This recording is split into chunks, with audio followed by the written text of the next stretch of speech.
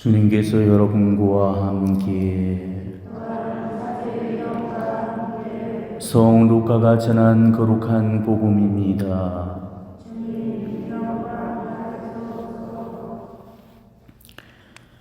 그때 예수님께서 제자들에게 사람의 아들은 반드시 많은 고난을 겪고 원로들과 수석 사제들과 율법학자들에게 배척을 받아 죽임을 당하였다가 사흘 만에 되살아나야 한다 하고 이루셨다. 예수님께서 모든 사람에게 말씀하셨다. 누구든지 내 뒤를 따라오면 자신을 버리고 날마다 제 십자가를 지고 나를 따라야 한다. 정녕 자기 목숨을 구하려는 사람은 목숨을 잃을 것이고 나 때문에 자기 목숨을 잃는 그 사람은 목숨을 구할 것이다. 사람이 온 세상을 얻고도 자기 자신을 잃거나 해치게 되면 무슨 소용이 있느냐. 주님의 말씀입니다.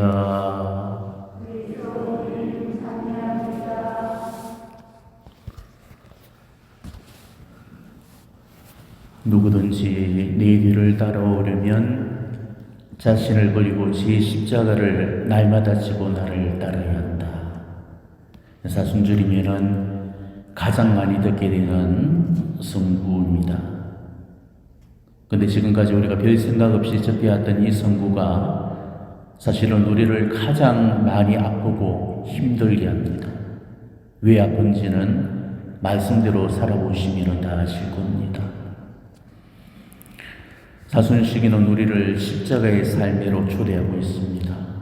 예수님도 당신의 십자가를 마지막까지 지고 가심으로써 구원을 이루셨듯이 우리 역시도 자기 십자가를 마지막까지 지고 나갈 때 우리의 구원을 이룰 수 있다는 것이죠. 그런데 문제는 내 십자가가 뭔지도 알고 내 십자가를 잘 지고 가야 된다는 것도 잘 아는데 이 십자가를 지고 간다는 것이 너무너무 어렵다는 거, 여러분들도 다들 공감을 하실 겁니다. 남편이라는 십자가, 자식이라는 십자가, 건강이라는 십자가, 우리 삶에서 나를 가장 아프게 만들고 힘들게 만들고 지치게 하는 바로 그 고통의 진원, 그게 바로 내가 지고 나가야 될 나의 십자가인 거죠. 근데 예수님은 왜 하필 십자가를 지고 당신을 따르라는지 도시당치에 이해가 가지 않습니다. 차라리 도시락 싸들고 당신을 따라라면 얼마든지 따를 수 있을 건데 왜 하필이면 십자가를 지고 따르라 하시는지 모를 일입니다. 내가 걷고 있는 이 십자가의 길에서 얼마나 무수히 넘어지기를 반복해왔고 정말 이 십자가를 포기하고 싶을 때가 또 얼마나 많았습니까? 왜 우리는 네 십자가를 잘 지고 나가지 못하고 있는 것일까? 우리는 그 이유를 알고 있어야 됩니다. 오늘 예수님은 당신을 따르려면 날마다 제 십자가를 져야 된다 이렇게 말씀하지 않으셨죠? 자신을 버리고 날마다 제 십자가를 지고 나를 따라야 된다 이렇게 말씀하셨습니다. 그러니까 십자가를 지기 전에 먼저 선행되어야 될 그 과제가 자신을 버리는 일입니다. 십자가를 잡기 전에 자신을 버리는 일부터 이루어져야 된다는 것이죠. 왜 우리가 자기 십자가를 못 지고 나가느냐 하면 자기는 버리지 않은 채로 자기 십자가만 잡으려고 하기 때문에 그런 겁니다. 자기 자신을 버리지 않고서는 절대로 내 십자가는 잡아지지가 않습니다. 그렇기 때문에 십자가를 잡기 전에 자신부터 버리는 그 작업을 해야 되는 것입니다. 지금 얼마나 많은 신자들이 예수님의 길을 따르고는 있으되 예수님의 길과는 반대로 가고 있는지 모릅니다. 자기를 버리고 십자가를 져야 되는데도 십자가를 버리고 자기를 마지막까지 지고 있기 때문에 그래서 우리가 십자가를 제대로 못 지고 가는 것이죠. 그런데 해보신 분들은 다 아시겠지만은 이 자신을 버린다는 게 얼마나 어려운 일인지 모릅니다. 자기를 버리는 것은 십자가를 지는 것보다 훨씬 더 힘들고 어렵죠. 자기를 버리는 것을 영성신학에서는 자아포기라고 그럽니다.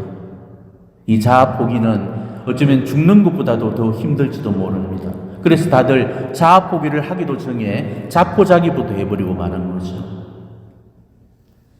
자기를 버린다는 것은 뭐 휴지통에 쓰레기 버리듯이 그렇게 버려지는 게 결코 아닙니다. 그럴 것 같으면 1000번 만번이라도 쓰레기통에다 내다 버렸을 겁니다. 영성의 길을 걷는 수많은 영성인들이 자아 포기를 못해서 중도 포기를 해버리고 맙니다. 그리고 대부분의 신자들은 자아 포기도 하지 않은 채로 그렇게 예수님을 따르고 있는 거죠. 다 엉터리며 가짜라는 소리입니다. 왜? 오늘 예수님께서 분명히 말씀하셨잖아요. 누구든지 내 뒤를 따라오려면 자신을 버리고 날마다 제 십자가를 지고 나를 따라야 된다고 하셨습니다. 여러분은 원수가 누구라고 생각하십니까? 뭐 남편이나 혹은 속썩이는 자식 혹은 뭐 레조의 아내사라고 생각하시는 그런 사람들은 번지수를 잘못 짚었습니다. 나한테서 내가 가장 큰 짐이고 원수 덩어리입니다. 저 역시도 이 영성의 길을 걸으면서 세상에서 가장 큰 원수가 바로 나 자신이라는 사실을 깨닫게 됩니다. 나를 부수지 못해서, 나 하나를 비우고 지우지 못해서 그 오랜 세월을 어두운 밤에 갇혀 살아왔고 지금도 여전히 그 어두운 밤은 계속되고 있거든요.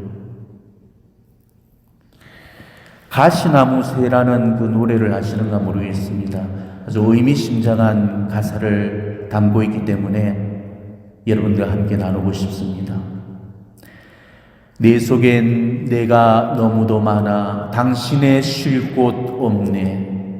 내 속엔 헛된 바램들로 당신의 편할 곳 없네.